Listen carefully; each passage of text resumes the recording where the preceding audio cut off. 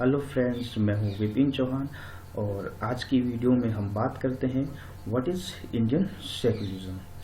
इससे पहले की वीडियो में हमने चर्चा की थी कि सेकुलरिज्म किसे कहते हैं। आज हम भारतीय संदर्भ में सेकुलरिज्म को समझने का प्रयास करेंगे। दोस्तों, जब हमारे देश का संविधान बना था तब मूल संविधान में सेकुलर शब्द को नहीं जोड़ा गया था। इसको जोड़ा गया था भारतीय संविधान में 42वां संविधान संशोधन 1976 हुआ था। उसके तहत सेकुलर शब्द को हमारे संविधान में जोड़ दिया गया और उसके बाद भारत जो है एक सेकुलर कंट्री कहलाने लगा। यानी सेकुलर कंट्री तो पहले से ही था, मगर एक तरह से सैद्धांतिक तौर पर जो है सेकुलर कंट्री हो गया।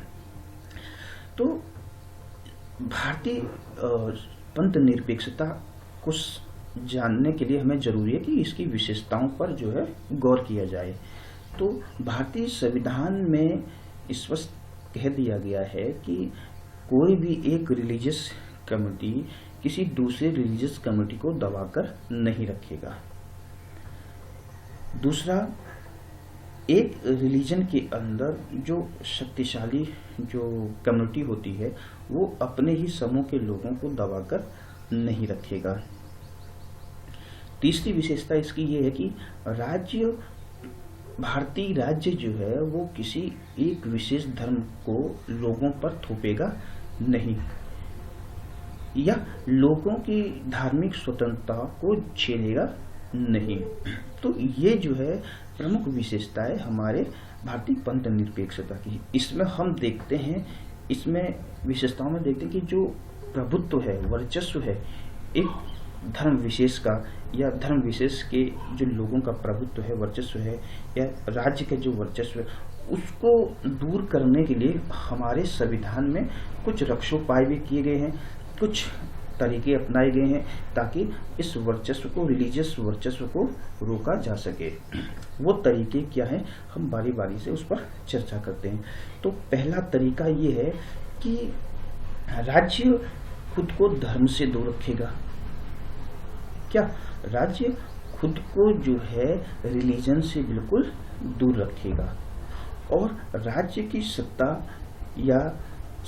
पर किसी एक रिलीजियस कम्युनिटी का वर्चस्व नहीं होगा या धार्मिक राज्य की सत्ता पर किसी धर्म विशेष के लोगों का प्रभुत्व नहीं होगा और राज्य किसी एक विशेष धर्म को समर्थन नहीं देगा।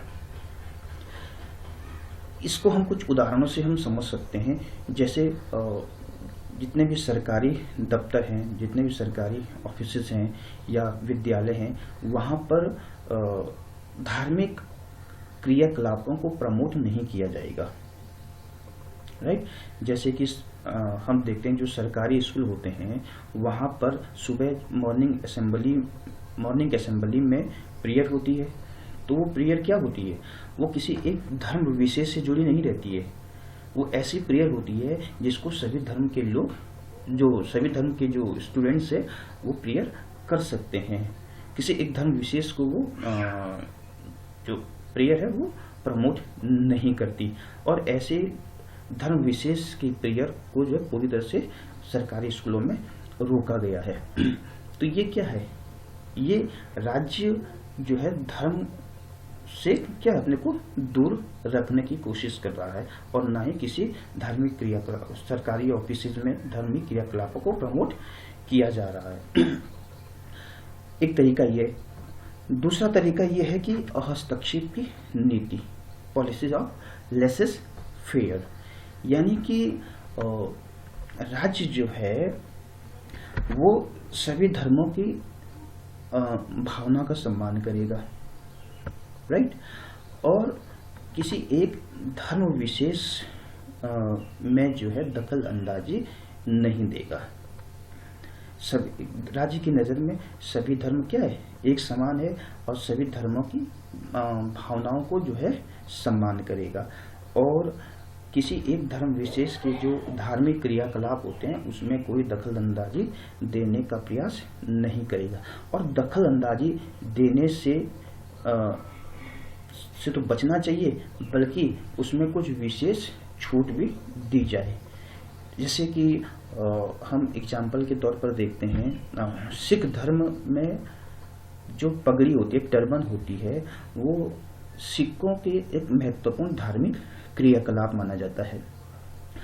दूसरी तरफ सिखों को जो है हेलमेट पहनने से जो छूट दी गई है। अब देखो, अगर कहेगा कि भाई, राज्य कहेगा कि नहीं, ये हेलमेट जो है सबको पहनना है, तो क्या सिख कैसे हेलमेट पहनेंगे? सिखों के ऊपर तो पहले ही पगड़ी होती है, ऊपर से हेलमेट कैसे पहनेंगे? तो जरूरी है कि उन पर जोर जबरदस्ती न करके, दखल अंदाजी न करके उनको कुछ विशेष छूट दी जाए। यानी कि सिखों को पगड़ी बांधना जो उनका धार्मिक स्वतंत्रता का अधिकार है, लिहाजा इससे जो है उनको हेलमेट न पहनने का छूट दी जाए।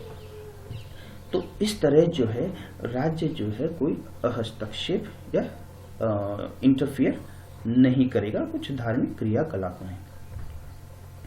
तो एक कारण ये है कि जिससे धार्मिक वर्चस्व से निपटा जा सकता है।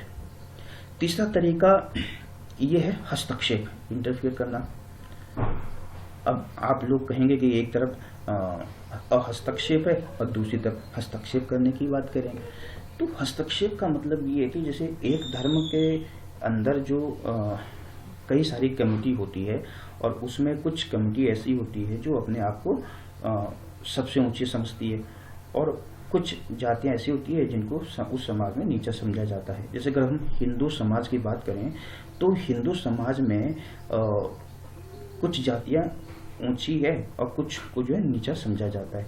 तो जो निचली जाति के लोग हैं, उनको उनकी जो अधिकार है, उनका समानता का जो अधिकार है, उनका स्वतंत्रता का अधिकार है, वो न छीने, या कहें कि उनके साथ जो जाति के आधार पर भेदभाव किया जाता है, जो अनटचेबिलिटी है, उसको दूर करने के लिए भारतीय संविधान में ये रक्षोपाय किए गए हैं कि भाई राज्य ऐसे मामलों में, ऐसे धार्मिक क्रियाकलापों में दखल अंदाजी कर सकता है जो किसी विशेष धार्मिक समुदाय के अधिकारों को छीनता है, ठीक, या उनके साथ कोई इस तरह का भेदभाव अगर होता है, तो राज्य इस तरह धार्मिक क्रियाकलापों में दखल अंदाजी कर सकता है।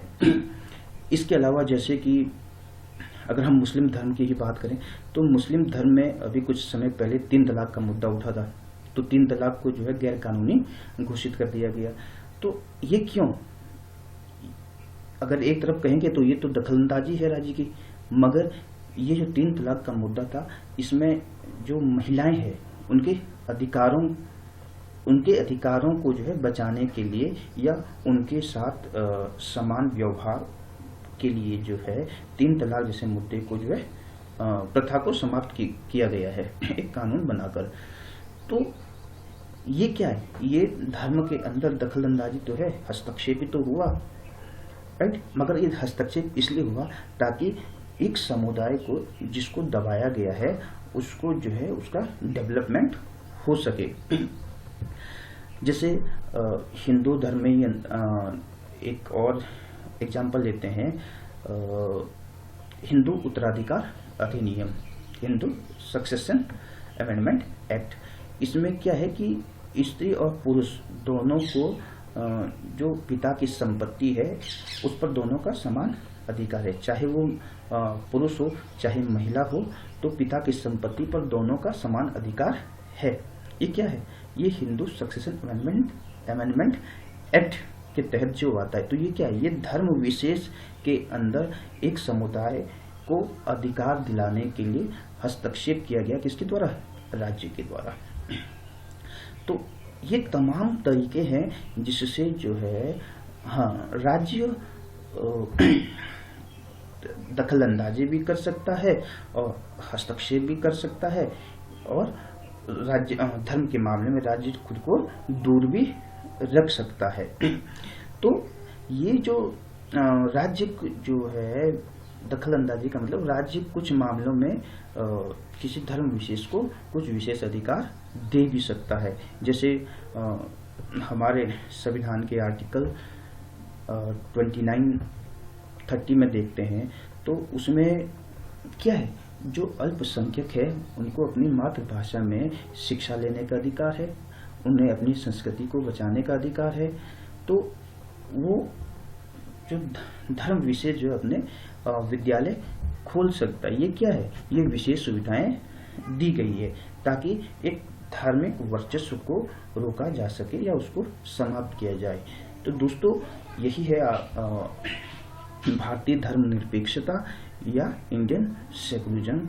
इससे आगे के वीडियो में हम चर्चा करेंगे कि इंडियन सेकुलरिज्म जो है वो वेस्टर्न सेकुलरिज्म से या अमेरिकी सेकुलरिज्म से किस तरह से डिफरेंट है, ये जानने की हम कोशिश करेंगे नेक्स्ट वीडियो में। तब तक के लिए बाय बाय।